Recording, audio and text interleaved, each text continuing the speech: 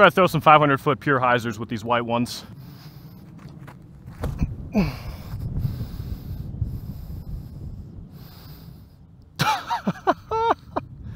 That's so ridiculous. That was probably the farthest one.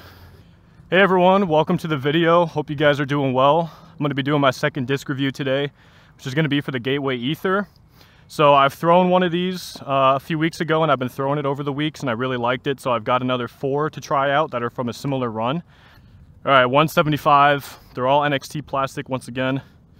Just put this on a little hyzer here, maybe a hyzer flip, kind of stock golf line.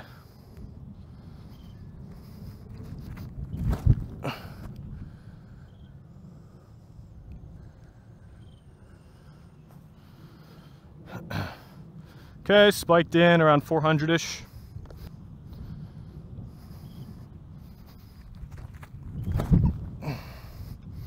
That one's a little bit flippier than the last one I threw.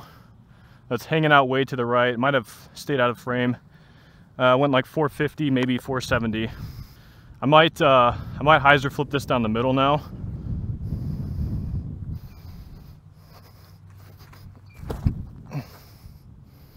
Okay, that one might be just a tad beefier, but just a slight flip up, went straight, skipped out to maybe 490. These things go extremely far. What I do like about this one too is the rim feels kind of similar to a Destroyer, but potentially a little bit grippier for me because it has extra depth. But the glide allows it to stay penetrating forward for a long time. I think I might hang it out to the right on a hyzer here.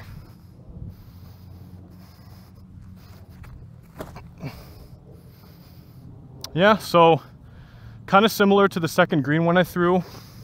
Slight flip up the flat. It just goes so far. Crazy.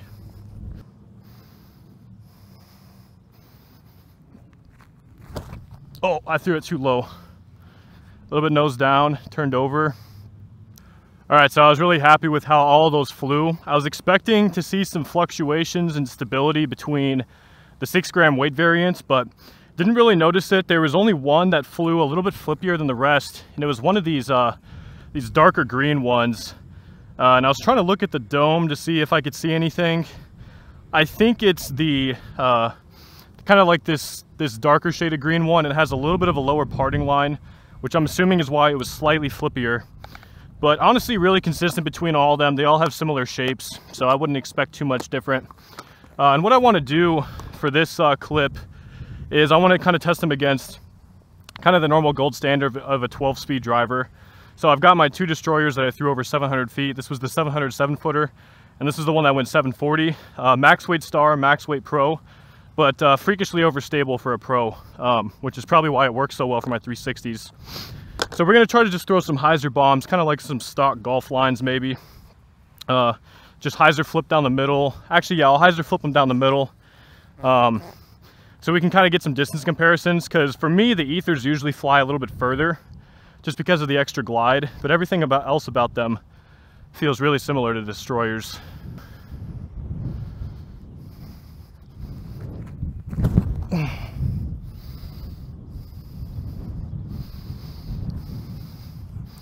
Wind is kind of like right to left pushing them. That was probably around 500. I'll get the measurements up on the screen.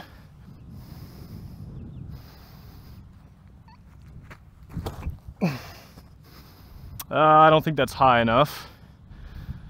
It's gonna skip a lot though. Yeah, pretty good skip. I just skipped out to 500.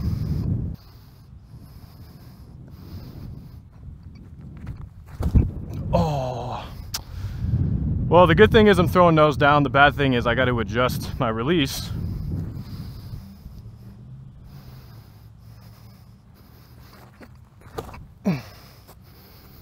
Oh yeah. That's what I was trying to do with the last ones. So that landed at 500 and it skipped well past it.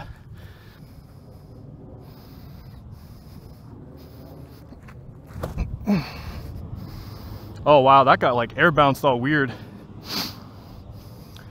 You can just see though, it stays in the air. Man, that went far. It's just so weird how far they go. Try to throw some 500-foot pure hyzers with these white ones.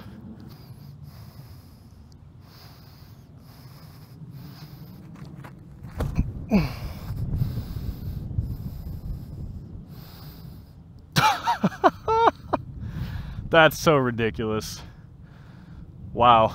That's all right, and then this one I'm gonna throw on more of an S curve, or at least I'm gonna attempt to.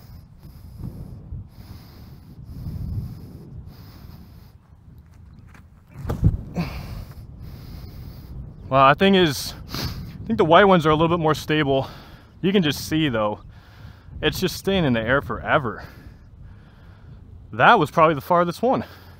Well, I just threw another set of throws and I did my 360s, but I was being dumb and forgot to turn on the rear camera, which is unfortunate because I had one go 630, another one went 620, another one went like 590. So there was some absolute bombs in there, and I come back and the rear camera's not even recording. So that's on me. I'm gonna throw a few more here because I also recorded the outro and final thoughts of the video. So I'll redo like, you know, 3 to 4 360s if my legs still have some juice left, so you guys can see how they fly at some higher power levels, like 80 miles an hour and up.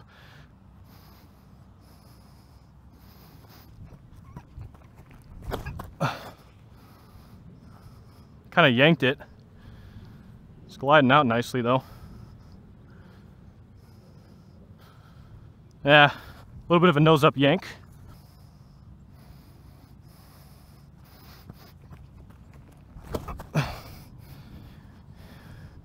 There we go, I like how that looks. Holy cow, that's... could come close to the road.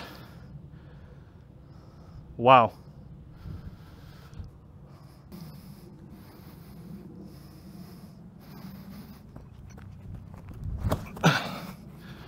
That's gonna be another big one if it can get legs. Turned it a little bit too much.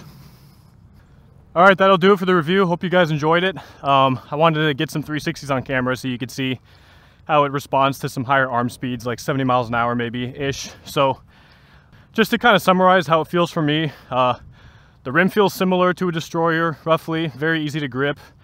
Nose angle sensitivity is similar to a Destroyer. It's surprisingly unsensitive to nose angle fluctuations for such a high-speed disc, which is what I like. But just a little bit more glide. So if you're someone that likes throwing beefy Star Destroyers and you want something that just goes maybe 10-20 feet further on your golf lines, it could be worth looking at.